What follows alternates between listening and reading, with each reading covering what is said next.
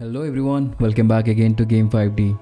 In this tutorial, we are going to learn about how we can set up Locomotion using the latest Meta SDK along with Unity.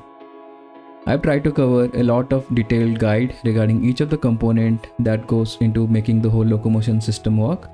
And we'll start from learning about the basics of types of locomotions, then setting up our own Locomotion interactors, then we'll go over understanding each of the components and how they work together for the Locomotion interactors. Next we're going to learn about Locomotion gates, which is very important for you to understand, and finally we're going to set up our own Locomotion Interactables.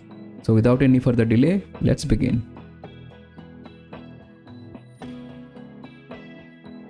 Locomotion in VR has been divided mainly into two parts. One is physical, another one is artificial.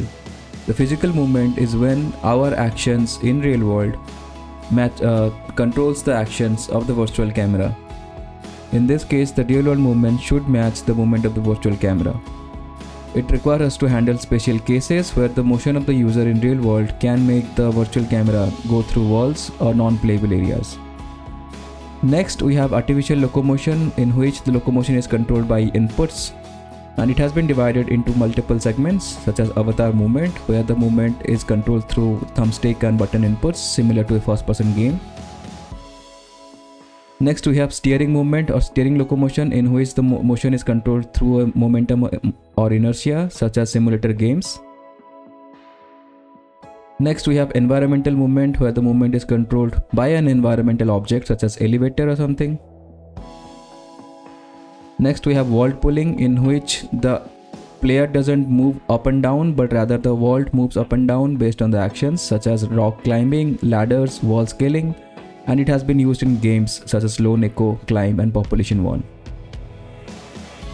And finally we have teleportation, which is the more beneficial from all of the type of locomotion, because it's not continuous movement and can reduce friction, nausea and discomfort. And in this tutorial we are going to learn about teleportation and how we can set that up.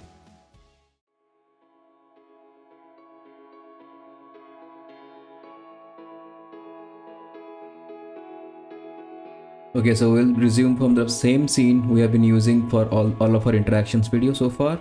The only thing that I did here is to disable the disk prefab and also disable the interactions that we added, interactables that we added earlier. And inside of the camera rig, I have disabled the building block interaction and enabled our own manual interaction that we have been setting up. Okay, let's take a quick look at the current building blocks that we have. And in here, I don't see anything related to locomotion yet. And by the time I am recording this video, Meta has released a new version, which is version 62, with new hand tracking capabilities for both Quest 2 and Quest 3. So let's update our packages going to in project, and from here you can see we are on version 60, which was just the previous one. And currently I have 3 packages of Meta installed. One is Core SDK, Interaction SDK and OVR integration. If you want, you can go through each of them and click on update to 62, but what I will do, or I will show you a way to update them from a single click, is that if you have a package that is dependent on both the other packages, so if you install or update this package, it will automatically update all the dependent packages to be on the same versions. So that's what I did here, and it will ask you to restart the editor. Alright, so once the restart has been done, you can see it's processing and we got all the latest packages from a single click. So a nifty trick if you are following up with the Meta XR Interaction SDK or any packages in the same manner. Alright, so let's double check the dependencies. All look good. And in the building blocks, although there are some couple of new entries that you could see. One is this distance grab. I think it was earlier, I'm not sure, but I do remember not seeing that. We have a touch hand grab, which is new. And let's search on the tab for locomotion, see if anything is available. Yeah, unfortunately nothing yet in the in the building blocks to set up the locomotions, like automating the locomotions setup. So we have to go the manual way, and I will show you it's not that difficult. So let's start with setting up our controllers to have the teleport interactor setup. So we'll open up our controller interactors group for the left controller, and you would see that we already have the previous interactor setup. And now let's search for teleport controller interactor, and if you close the search you would see that this prefab exists under Meta Interaction SDK, runtime, prefabs and locomotion. So this is the prefab that's going to add our controller interactor. So let's drag and drop that into our controller interactors group. Alright, so from the very first review of it, you can see it requires a controller reference and it also requires an HMD ref. Currently my ref that has picked up automatically is from building blocks, so we'll replace that with our own OVR HMD that we had set up earlier. So keep in mind, if you are trying to following this tutorial, just remember to double check the references in here. Okay, the main script that makes the whole teleport interactor work is this teleport interactor script, and it requires something called a selector. And selector, we'll come to the selector in a moment. Let's check the optionals. In the optionals you would see that it contains various fields which have been populated, and first thing is the HMD ref, which is on the same game object. Second thing is the teleport arc, and it uses something called a teleport arc gravity, which is again on the same component. And the teleport arc gravity uses this origin point, the arc origin and the stabilization point to create the teleportation arc that we will see in a moment once we try to test it. The arc origin itself contains a script which is called a controller pointer pose, and if you have been following the tutorial and if you have followed the poke interactor, you remember the poke location also contains the same script, the controller pointer pose, and it has an offset of 0.01, that is 1 centimeter ahead of the controller. So what this script will do is that it will position the current transform on which the script sits on to be at that offset from the controller. So similar to that, if you want to change where the arc originate from your controller, you can change the controller pose offset from the arc origin game object. Next we have something called a stabilization point. The stabilization point, as it says, it requires to stabilize the arc when it's being where it is being aimed at, and the meta uses these 2 points to create the arc. And the stabilization point, as you could see, for controller uses something called HMD offset, which is again an offset from the head mounted display position itself. You can see it's a translation of 0.25, that is means 25 centimeter below the height of the eye level, and it creates that transform and it disables any rotational changes to be altered or provided by this offset. So we only want the positional offset for the stabilization point in the teleport arc gravity.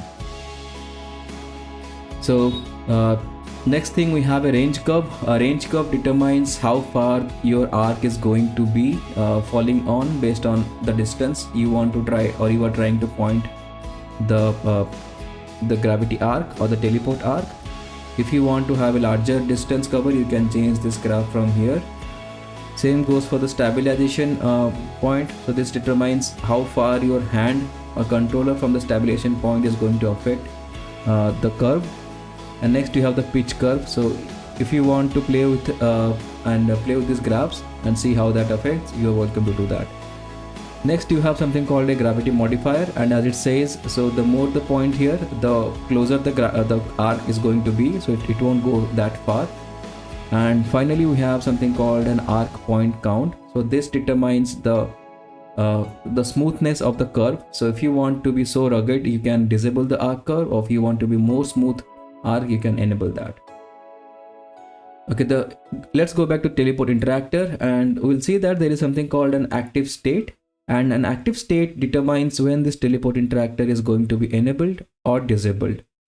So the active state game object is again a child game object, and if you select on it, you would see that it contains a script called active state gate. A gate is kind of a filter you can think of, which can only allow one boolean at a time, and it contains two scripts. One is called open selector and close selector. So each of the selector will either give a true or false value to the active state gate, and at a single point the active state gate can pass that value to the teleport interactor to make it active or inactive. So let's check the activate state. The activate state again contains an activate state selector which is pointing to an access to the active state script. So the access to the active state script, as its name says, it requires an access to the value, and we don't have that value yet from the controller. So what we are going to do here is that in the left controller, let's create an empty game object and we'll call it controller features. So any type of features from the controller if we need, we can place the scripts on this particular game object, and it can be commonly used by any of the interactors from now on. So let's drag and drop onto the left controller. So this is not going to be part of the interactors group, so we'll just place it under the left controller and outside of the interactors group. And what we need for now is an access to the value, so that means the joystick value from the controller, and the way we can get that is through the script called OVR access 2D. So as the name suggests, it's going to give us the joystick value, and for now this is the left controller, so we have to select L touch, and we're going to select the primary thumbstick or primary touchpad according to a controller. So this, as the name suggests, is going to give us the access to the value of the joysticks, and in this script we are only looking at the Y value at the check axis, and we are saying that if the Y value is greater than 0.5, then you said that the interactor is active and we are going to fire the teleport arc. On the deactivate game object, you would see a different setup which contains an active state group instead, which uses a logic operator OR to determine when to select or when to deactivate the game object.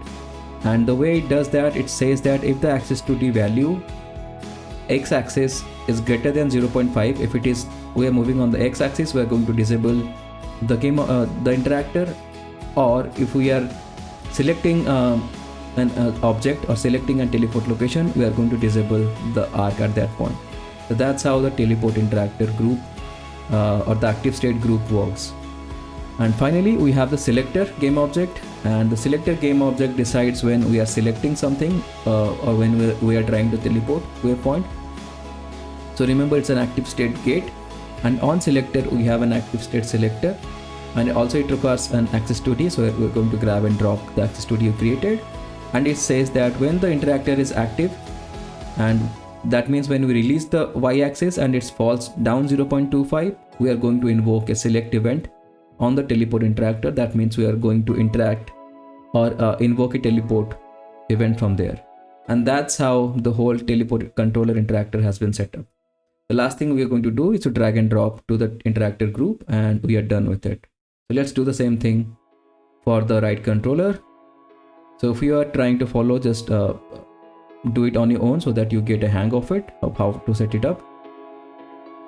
So I'm going to drag and drop teleport controller interactor. I'm going to copy paste the controller feature game object that we created from the left controller onto the right controller. I'll just paste this as a child, move it to the top on the right controller. Make sure you uncheck the left touch and enable the R touch so that we get the value from the right controller.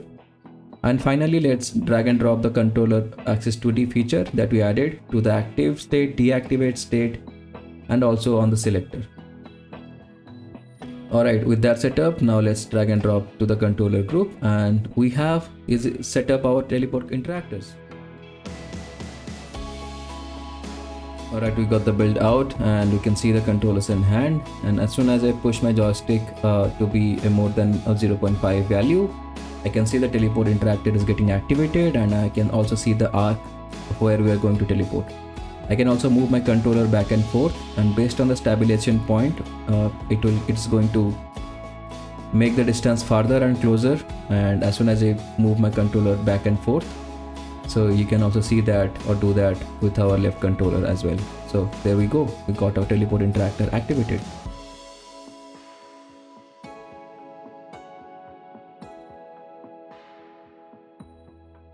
Okay, now let's see how we can set up the Turner interactors. And Turner interactors come with the same folder that the teleport interactors come with in under Meta XR Interaction SDK runtime prefabs. And depending on your use case, you may or may use Turner interactors. may not or may use turner interactors, because by default Meta headsets, or the newer Meta headset at least, allows you to rotate your head, and that rotation get follows in the virtual camera. But it's also a good thing, or majority of the time you also allows people to use the same input joysticks or hand gestures to also control the rotations as a part of locomotion. So let's see how we can set it up. So similar to the teleport controller interactor, we have something called controller turner interactor. Again, a bit of naming issue here. The turner should be prefixed before controller, similar to a teleport, but something that Meta has to correct in further SDK updates. So let's drag and drop the controller turner interactor onto the interactor groups that we have. Alright, once we drag and drop, so the first thing you would notice is that unlike the teleport controller interactor, which contains the reference to the controller controller and HMD, the turner interactor doesn't even have them in here, and there's a good reason for that. So the turner interactor actually doesn't need those data because the only thing that it does is that it sends an event, and it broadcasts an event using this turner event broadcaster. As you can see, it's pointing to the same scripts here, and it uses or sends an event of saying the rotational values and by what degrees and by what turn method as a broadcast for anyone with a certain type of interface to listen from. So if you click on turner event broadcaster, and let me open the script here.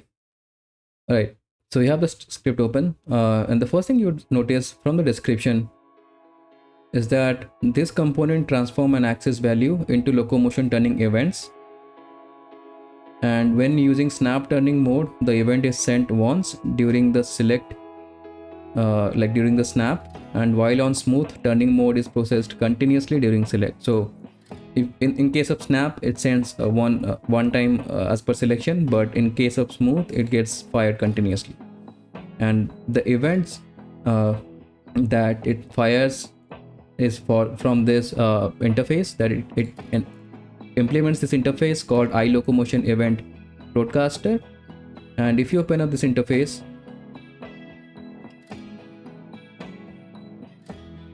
the only thing that it has is this event that needs to be fired or implemented, and it's a type of locomotion event.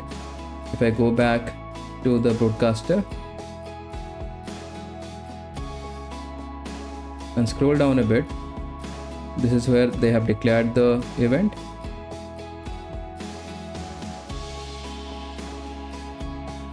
And this is where they invoke the event of locomotion event type.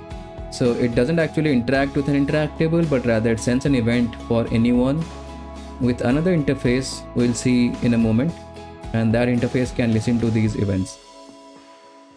Alright, so let's set it up really quickly. So we have the axis turner interactor. Remember the name axis here because we are using axis, and the axis is for the controllers. So let's drag and drop the axis 2D, and just make sure that you drag and drop the correct controller features. So that's why I renamed it behind the scene to left and right. And let's do the same thing with the right hand controllers. And that's it. So that's how simple it is for setting up the axis turner interactor for controllers. And just to show you how the snap and the smooth works, so what I will do is I will on the left hand controller turner interactor, I will change this to be smooth for the left hand, and for right hand we will have the snap. Alright, so we have a turner interactor setup.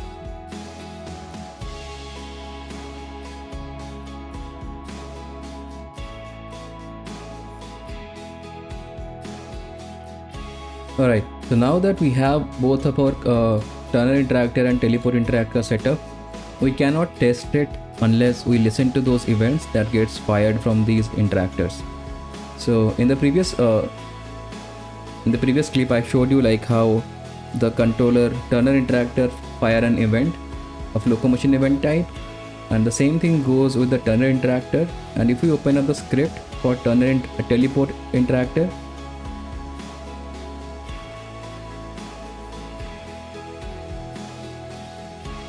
alright, so once you open up the script, you would see that similar to the turner event broadcaster, which implemented iLocomotion event broadcaster type.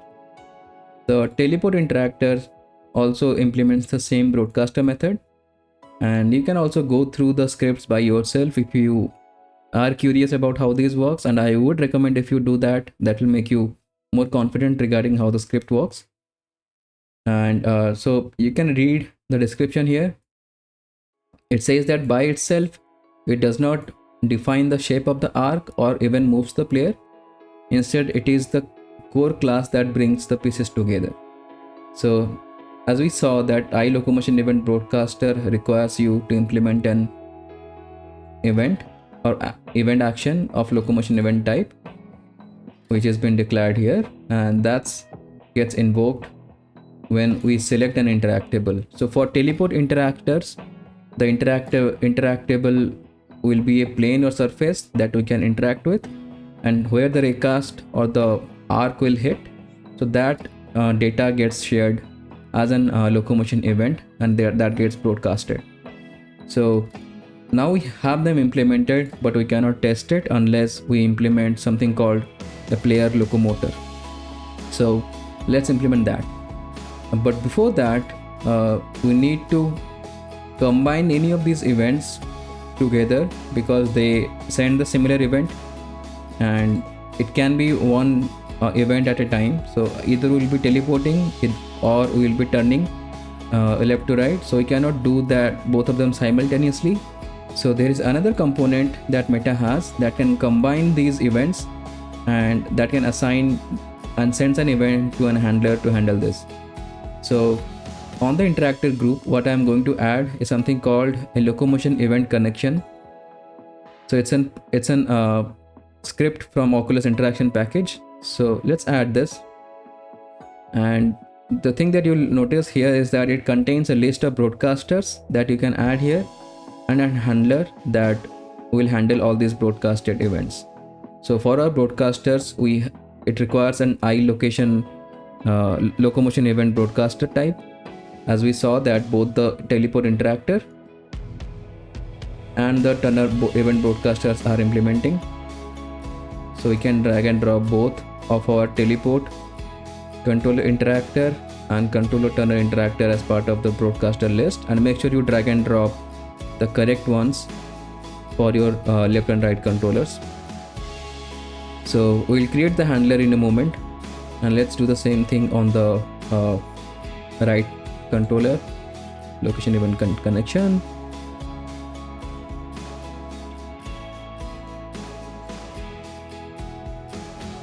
Okay, so now that we have the broadcaster set up, we need a handler to handle all these things and then move our player.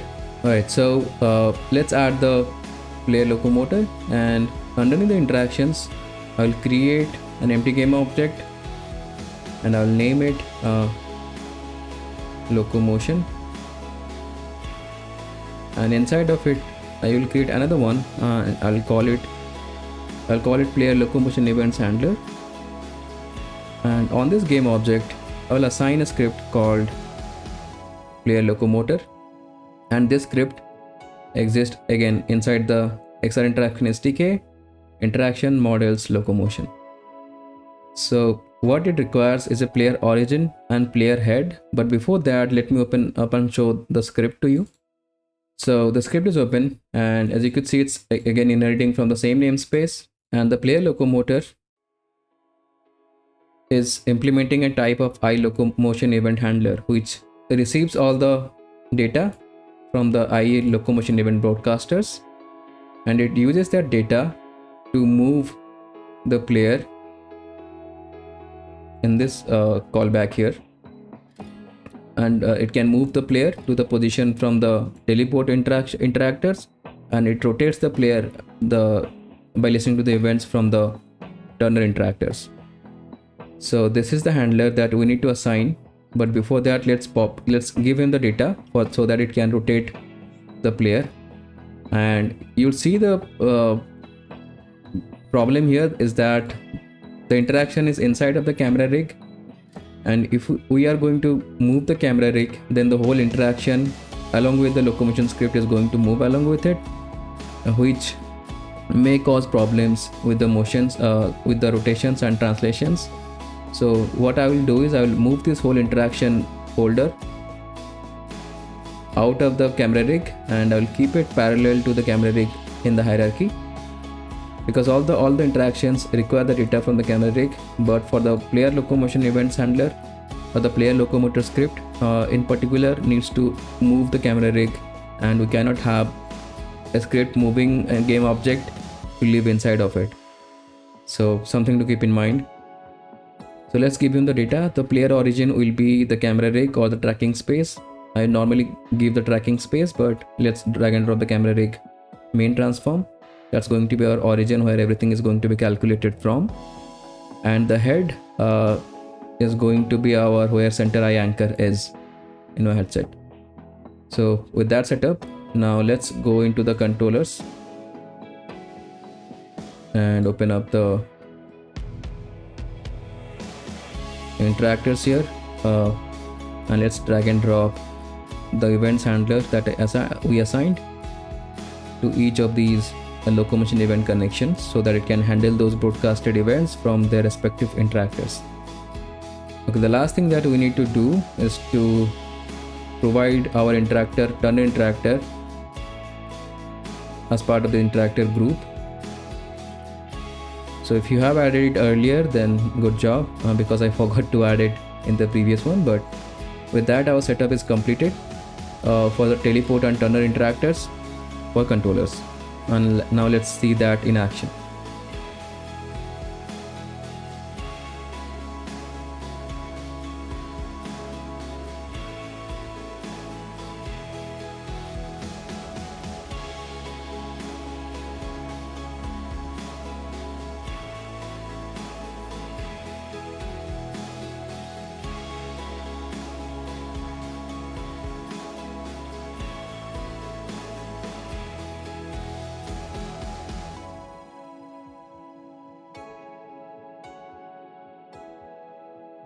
Alright, now let's set up our teleport interactor for our hands, and for that I will open up the hand, left and right hand that we have, and open up the respective interactors for left and right hand. Let's search for teleport hand interactor, search for it in packages. It should be in the same folder that we have been working on, and let's drag and drop the teleport hand interactor to hand interactors right and hand interactors left. Alright, so first thing first, always keep a note that you are referencing to the correct references here. Again, just drag and drop the incorrect ones, and do the same thing for the right interactor. It's in right hand, which is correct.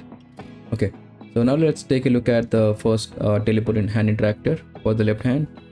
And similar to the controller ref, we have hand ref and HMD ref. It requires the HMD ref because you cannot teleport something back of your head.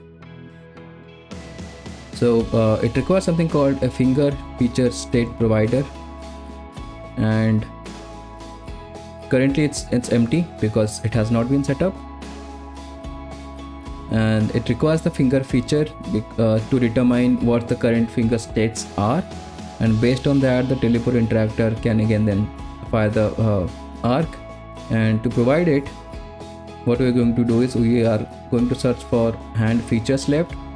And by the way, we created the controller features for ourselves, but for the hand it's already there. Alright, so let's move on to the hand features left, and by default it contains something called joint radius feature, which gives you the radius of the left hand like for all of the joints. But we are going to add another component of finger feature state provider, and for the default hand state it requires this finger feature state. So let's add on something called an finger feature state provider, not the ref but rather state provider. And you can see that it automatically picks up the correct hand reference. If it doesn't, just drag and drop the correct one. And what it has, it contains a list of threshold, and if I hover on it, you can read the tooltip. It says it contains state transition threshold for each finger, must contain 5 entries, one for each finger, each finger must exist in the list exactly once. So that means it requires all the 5 entries for each of the finger, and it's going to be the transition threshold for each of this finger. And let's add, and we need all the 5 ones, so let's create another 4. Alright, and let's set up the fingers for thumb, index, middle, ring, and pinky finger. We have the finger set up for each of these at least once, and now we need to search for the state thresholds.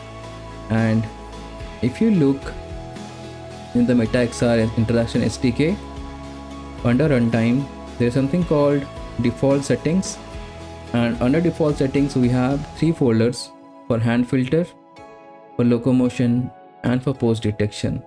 So you might be thinking we are going to use a locomotion one, but since this features is going to be used for any of the other interactors, we are going to assign the default finger feature state threshold here. Alright, so let's go to the pose detection, and this is where we are going to find all the default threshold for each of the fingers. And these are all scriptable assets, non-editable scriptable assets. And you would see that if you click on one of them, you would see that it contains these custom editors that shows you the thresholds for each of these, like each of these gestures, I think. But it's not important for you to understand all of this, but just know that these are the default features that Meta already provide us for pose detections. So what we are going to do is we are going to go to our features state provider, and we're going to assign the ones that we have. For example, the default thumb will go under the default. Then we have the index, search for the index finger feature state threshold, and not make sure that you don't confuse them with each other, otherwise you will see different gestures being recognized. So we got the index, then we got the middle. For ring and pinky we don't actually get a separate one, so for that what we are going to do is we are going to assign the default finger feature state for ring and pinky. And as I said, this is required for the pose detectors to know that what's the current pose of the hand fingers are. And since this is the common feature that is going to be used by most of these interactors, so it's important that we assign the default here, and the locomotion can go to a more local child here, into a more local child, and we'll see that why it is required in a moment, as I said. So we got our finger features state provider setup. Let's add that feature state provider to our hand interactor feature state provider reference, and that goes right into it. And let's do the same thing for the hand interactor on the right hand.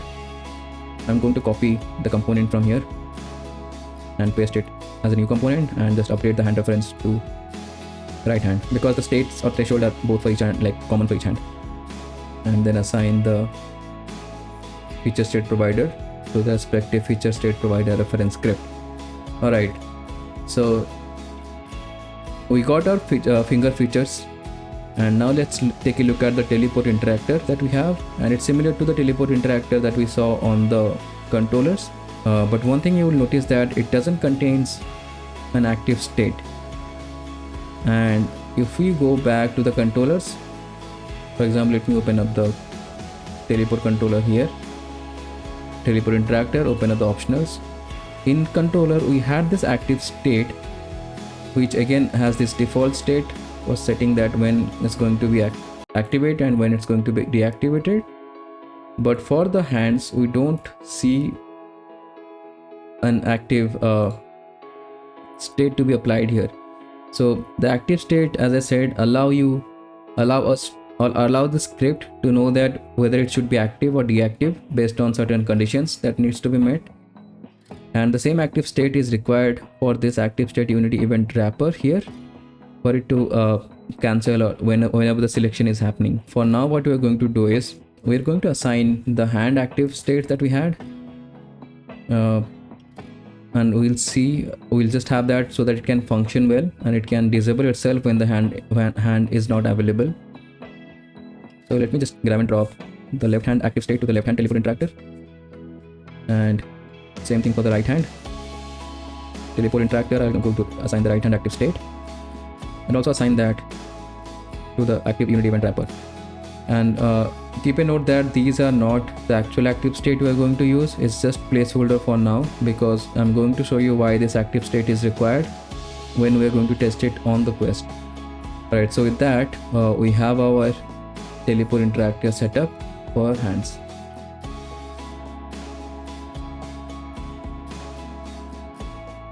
Alright, now let's add our last interactor for the hands, which is the turner interactors. So let me close up the controllers game object here and search for hand turner interactor. Yeah, it's a bit of name issues here. Alright, so we got our hand turner interactor. Let's drag and drop them to the interactors left and interactors right. Also, by the way, I haven't added them to the best over interactor group, so make sure you add both of them to the best over interactor group for left and right hands. Again, all these tiny details needs to be kept in mind, otherwise you may see some weird results. Okay, let's take a look at the turner interactor. Again, check for the incorrect assigning here and assign to the correct ones. The left hand seems to be correct. It also requires a default feature state provider. At least for now, we're going to provide the default feature state provider. Let's assign the feature state provider, finger feature state provider for the right hand as well. Alright, so once added, the turner interactor for the hand does require the hand ref and HMD ref, which is unlikely for the controller, where the turner interactor doesn't even contains the controller reference or HMD reference. And the reason behind that is that for hands, the gestures are important to understand and to particularly select what interactor we are trying to invoke or use at that point. So for that reason, it requires all these along with the finger feature state providers. And the script, the Locomotion Turner Interactor. So Locomotion Turner Interactor uses something called the stabilization point as a shoulder, and the shoulder script assigns or estimates its position based on the HMD and hand reference. So that's the reason we have this hand reference and HMD reference, that so that the shoulder script can estimate itself to be on the shoulder when you run the app, and from that point it calculates the distance or the angle between the origin and shoulder to determine the axis direction or the raycast direction is going to fire the or it's going to turn along. So it's using the stabilization point as shoulder. As I said, the origin is the origin script, which has this hand wrist offset, and we know that this creates an offset from the hand wrist, and this allows to scale the position along with the scale of the hand if you are going to scale your hand for certain gloves or something. So the way the turner interactor work is that it requires something called like the tracking to wall transformer, which if you remember we created and assigned to the camera rig data here. So the tracking to wall transformer converts our hand locations or positions from inside of camera rig, because these are all local transforms. It converts them into the wall space that we can use in a common manner. And the location turner interactor requires that, because the way it works is that it first shows you these turner visuals when you have the correct gestures for to turn, tracks the transform where you started the turner interaction, and if you move your hand to the right or to the left of the point, then based on the origin that you started from, it calculates the side you are on. For example, left side, then it will invoke the left interactors or left turning interactors. If you're moving to the right side, then it will invoke the right turning interactions. And in order to calculate the wall space transform, we will assign the camera rig data tracking to wall transformer in this field here. So let us do the same thing for the right hand side and assign the tracking to wall transform. Alright, so and the third thing that you will see is the same turner event broadcaster, and you can have your snap settings or smooth settings. Then based on how many degrees you want to rotate for each snap, of why it's smooth. And lastly, we also need an active state to determine when this turner interactor should be active. And similar to the teleport hand interactor, we don't have any active state here. And for now, we'll assign the left hand and right hand active state so that at least it stops working when we don't have a hand getting recognized. So let's do the same thing for the left hand and right hand. Assign the active state to the active state Unity event wrapper as well as the locomotion turner interactor. Make sure you assign the correct hand states here.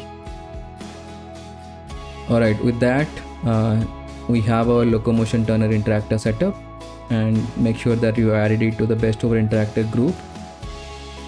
Although we are going to see some of the problems with just adding it to the interactor group, and we'll see how we can fix that in a moment.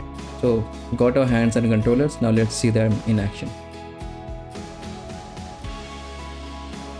Okay, before we can see that in action, we need to assign the locomotion event connection, because again these are all broadcasters and we need to send that broadcast event to the player locomotor that we added.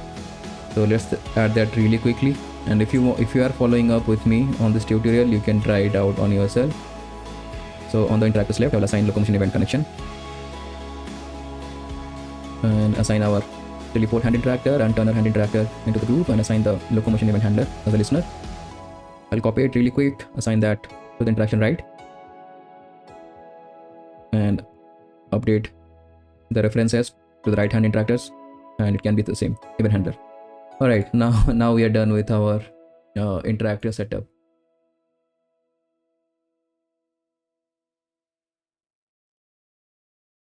Alright, we got our teleportation built out. But why are we seeing all these interactors at once? Like I can see the turn interactor as well as the teleport interactors, and doesn't matter if I am holding a correct gesture or not. As you can see, it's still appearing when I'm having my hand expanded all the way, like having all the fingers out. And I can trigger the select event, but it's happening for both of the interactors, which we don't want. So let's see. Alright. So as we saw that both of the interactors were staying active, the reason behind of this is because we added the active state to enable these interactors to be our left and right hand, which is by default enabled as long as the headset is tracking our hands, and we don't want that. So in order to avoid that, what we need is a locomotion gate, and Meta has provided us this interactors group which contains the locomotion gate along with these interactors for teleport and turner, and you will see that this is the script that's sitting on this game object, which we are going to take a look at in a moment. But first let's drag and drop the interactor group to the respective hand interactors left and right game objects. I will also make sure the hand reference and OVR HMD reference is set to the correct one. If I expand the interactor group, since we already have the teleport and turner interactor assigned here, and it's the exact same prefab that we added earlier, so we can get rid of the duplicate ones or the manual ones that we added initially. And let me remove the same teleport and hand interactor we added manually from the right hand as well. And the locomotion hand interactor group is also requiring the default hand features to know the finger states. And if I check on the right interactor group, I think I missed the OVR HMD reference. Okay, now it's pointing to the correct OVR HMD. It also requires the default feature the finger feature state provided, and I'll come to the reason why it's required the default one and not the locomotion one yet. The main script that we need to know about the hand interactor group is this best select interactor group script, which is now holding the reference to the teleport and turner interactors, and is different from the best hover interactor group because it's going to select to enable either of them at a single time based on certain parameters. And the next thing that we wanted to see is that this contains already the locomotion events connection script, which we added manually to the hand interactors left and right, so we can remove that safely. And let's assign the player locomotor for this locomotion event connection to receive the broadcasted events from the turner and teleport hand interactor to move the player. And if I open up the locomotion hand interactor group game object on the right hand, we can do the same thing, drag and drop the locomotor. Alright, so we got the basic assignment correct for both the interactor group. And let's open up the teleport hand interactor, and this is different from the manual one that we added. Is that the teleport hand interactor first of all is pointing to the hand feature set on the locomotion hand interactor group and not on the actual hand feature set. So we are basically passing down the reference directly to the interactor group, and from the interactor group we are passing down to the teleport hand interactor the default state. And if I open up the optionals, the main difference here is that it's now pointing to an actual active state, so it's pointing to something that is activating the teleport interactor. And if you click on that, you would see that it's a game object that exists under the same hierarchy but inside of the locomotion gate game object. And if we click on the teleport active state, you would see that it contains a single script. And if we open up the virtual active state, you would see that it's a simple mono behavior with a boolean that can be set publicly by another script to set when it's going to be active or deactive. So, and you can see this exists inside of locomotion gate. So if we take a look at locomotion gate, let me open up the site from Meta to understand what these gates are. And you could read from here that it says in most of the experiences, locomotion must coexist with other interactions, and to avoid blocking other potential interactors, locomotion should be triggered only after certain requirements are met, and that thing is called gating. We can even combine that with an interactor group which prioritizes one interactor and disable the others, and this ensures the correct interaction occurs. For example, if your hand is near a button, the interactor group will enable the poke interaction and disable the locomotion interactions. There are multiple types of interactor group, and each type of this interactors group are going to use a different criteria to determine the prioritized interactors. So that's gating in general, and as the name says, it requires certain parameters, and let's see what these parameters are. So if we open up this gate section, you would see that it's pointing to 3 different properties, and it contains something called a minimum angle and maximum angle, and those angles are being derived or calculated from these hand left and the shoulder transform. So based on these angles, it can say whether to teleport or to turn, and these parameters determine the angles. But along with the angles, we also need to know what shape our hand gestures is currently in, and that's where this enable shape and disable shape comes into play. So the enable shape, as the name suggests, is going to fire a true state when we are in that particular shape. That means we are doing the same gestures what is being mapped here. And the L shape, as you see, is marked as the enable shape here. So that means if we make an L shape in our hand, it is going to set true, and let's see how that determines whether our hand is in L shape or not. So you see that it uses something called an recognizer set active safe recognizer active state, and it points to this scriptable asset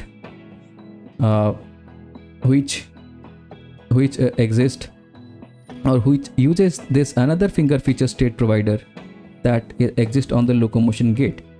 And if I scroll down, you would see that it's an same script pointing to the same set of fingers, but the state threshold are now pointing to the locomotion locomotion state thresholds and not the default ones. So if I click on the default thumb features that we saw earlier, or we have been adding till now, it's different from the locomotion thumb feature state. So if I click on the locomotion thumb feature state, you can clearly see the bars here that are pointing to different thresholds. You don't need to know how does this work. Just know that this L shape has been configured in a way that it determines whether our hand is in an L gesture, like we're making an L out of our hand or not. So using this locomotion in thumb state here, the L shape determines when the shape is activated, and that sets a true value to this active state selector, and that's going to set a pass in the value to the enable shape to enable the locomotion gate. Similarly to L shape, we have the disable shape set to R shape, and you can see it's named as relaxed curl. It's again using the same locomotion thresholds. And if we click on the relaxed curl, you can clearly see that some of the values are not set here. That means it's only checking whether our hand is in relaxed position, and if it is, then it's going to fire in false state, or let's say if this is fired as true, that's going to set true for the disable, and that's going to disable our whole locomotion gate, and we won't see any interactors active. And from this state, then the virtual active state is going to be set by the locomotion gates, and that's going to set the turning and teleport active states. And finally, on the locomotion gate, we have this Interactor Unity event wrapper, which is listening to the best select interactor group. As I said, it's going to select whether we are teleporting or turning, and it says that when we are in disabled mode, we are going to cancel anything from locomotion gate. So it's an extra fallback feature, or extra what you can say gate feature, that's going to disable the locomotion gate if we are disabling any of the select or the best select hover interactor group. The best select interactor group, not the hover one. And now this teleport interactor is pointing to the correct active state, which is going to enable the interactors based on the locomotion gate, which sets the properties according to the gestures we do with our hand. And let's take a look at the turner interactor, and you could see that it's pointing to the turner active state or turning active state, which is again being set by the locomotion gate according to the angles that we saw in the gating parameters. The final thing that it requires is the eye wall tracking transform, which we can just easily drag and drop from the camera rig data we added earlier. And that's how the whole interaction group and the gating works to make the appropriate hand interactor enabled. And the final thing that we need to do is that we need to make sure that this base selector interactor group is enabled by the hover interactor group. So we can chain this interactor group as we saw in the meta documentation. So we can drag the whole interactor group in here. That means if we are hovering near a button, the locomotion hand interactor group is going to be disabled, and that will disable any of the locomotion gestures or anything, and that's going to cancel any of the gate events. Let's do the same thing for our right hand. We have the hand features. So let's open up the teleport active state to make sure that it's pointing to the locomotion gate teleport active states. Same thing for the turning active state, and we're going to drag and drop the correct eye tracking wall transformer so that it can take the hand position to make sure that we turn to the right direction. And finally, we have this active state event wrapper, which again pointing to the same turning active state set by the locomotion gate. And just double make sure that we have everything set up and none of the references are mistakenly deleted or something. And you have the ability to again select the turn method if you want to snap or something. And as I was saying, the locomotion gate is pointing to the shoulder, so make sure the reference is correct. And finally, we can add the interactor group for our right hand locomotion interactor to enable and disable it.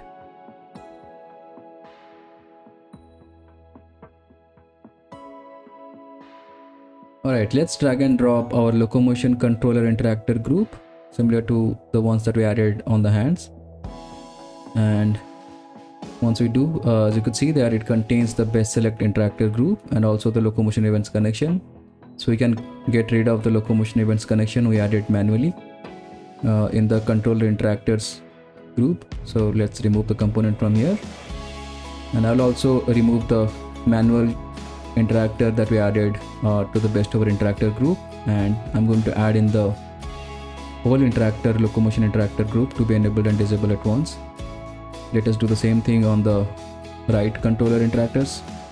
I remove the one from the best over and add in the whole interactor group in here.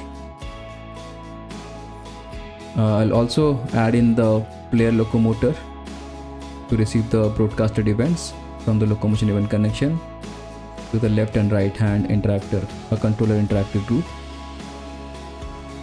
Alright, and let's get rid of the controller turner and teleport controller interactor, since we don't need that anymore.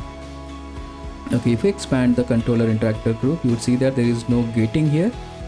There is no locomotion gate required for the controllers, and as because the controllers are not gesture based, so we don't need to filter out the criteria to determine when to enable an interactor, because we are by default doing that using the OVR Access 2D. So we are using the joystick to determine whether to turn or to teleport. So you can see that it's pointing to the same teleport active state as we saw in the manual way of adding it, and it's requiring this Access 2D to determine whether to activate or deactivate the teleport state. Same goes for the deactivate state, it also requires, and also for the selector. So let's drag and drop the OVR Access 2D that we added in the controller features left. So make sure you add in the correct OVR Access 2D and not confuse them with the left and right interactor, because it's crucial. Otherwise you may see your left controller is controlling to the right one and vice versa. Alright, so we added to the activate, deactivate and selector, and also on the controller turner we also need the Access 2D to determine when to turn, and you can also set the mode to snap or smooth. Let's copy the same thing or do the same thing on the right controller. Drag and drop the OVR Access 2D to the active, deactivate and to the selector, and also on the turner ones, and that's it.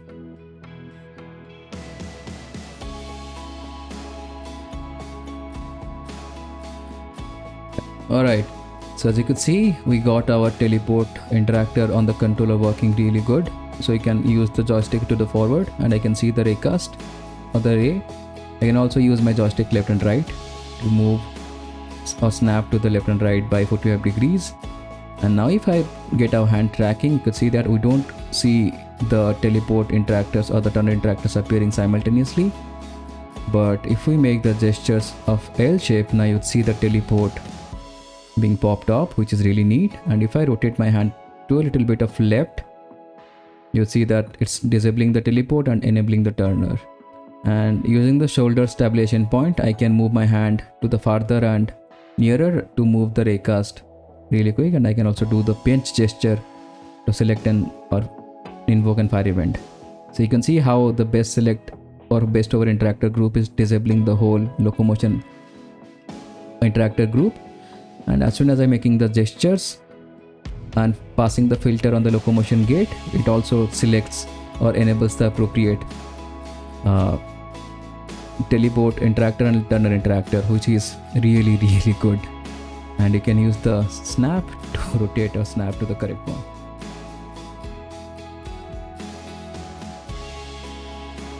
If you have been watching this far, I really want to thank you for your interest in learning about VR development. As I was editing this video, I realized that we have learned a lot, understanding about how the locomotion interactors are being set up, and to learn about how these interactions between components work to make the whole interactors work as we intended it to be. And it would be a good time to take a pause and give our brain some time to reflect on what we have learned so far. And for that reason, I have separated the next part of the video where we will learn about setting up locomotion interactables and finally be able to complete our whole locomotion implementation. And you can resume watching it from the thumbnail appearing on the screen right now. On a last note, before you leave, if you find this content really helpful, it would be really nice if you can consider hitting the like button and subscribe to the channel for more content on VR development. And with that said, I will see you in the next one.